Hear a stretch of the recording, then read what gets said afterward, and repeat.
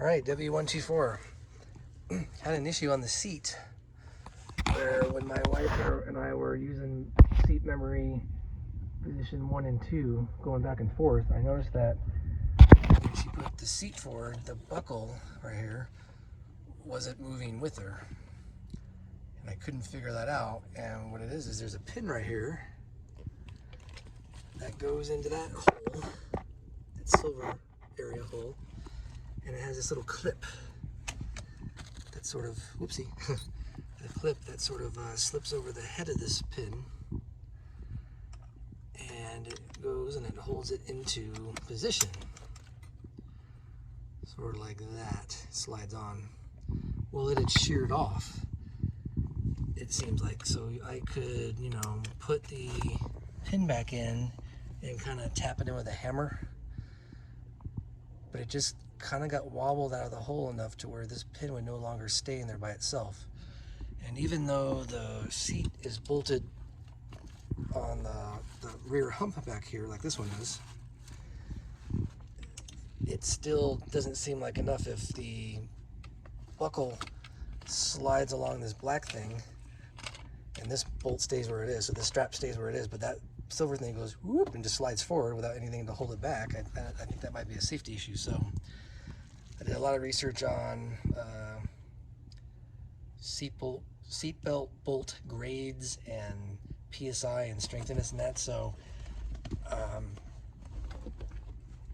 I want to make a disclaimer that I am not liable for this in the event that the shear strength of the bolt that I chose, you go and use that and you end up shearing that off and getting an accident and something like that for liability purposes. So I'm stating that right now, that this is just what I'm going to do with my car at my own risk, and you do so at your own risk as well. So what I had done was, I thought to myself, what size bolt could I thread into the body of the seat there instead of having just a pin sit in a hole?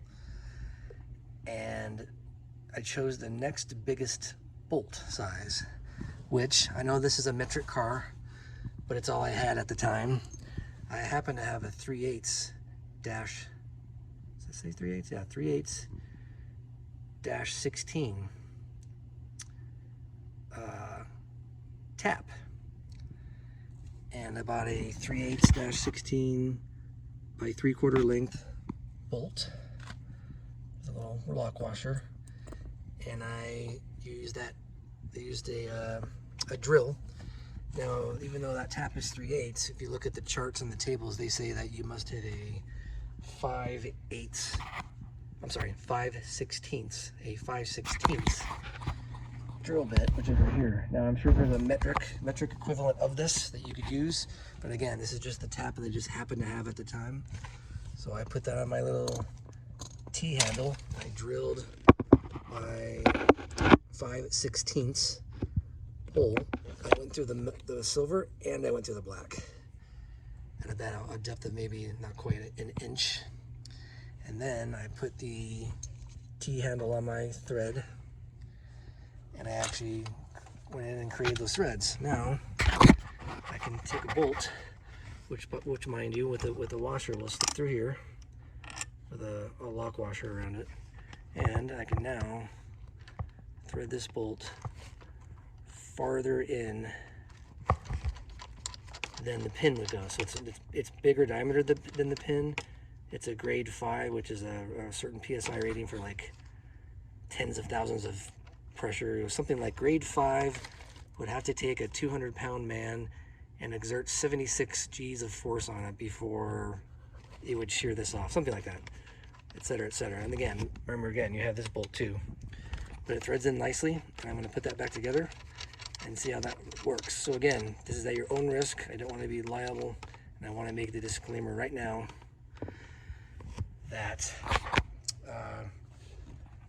it's at your own risk, and it's just a workaround for those of you who have that buckle that's just disconnected. I mean, God, it's got to be safer than that just swinging around by itself. And that was my solution. Do at your own risk. Enjoy.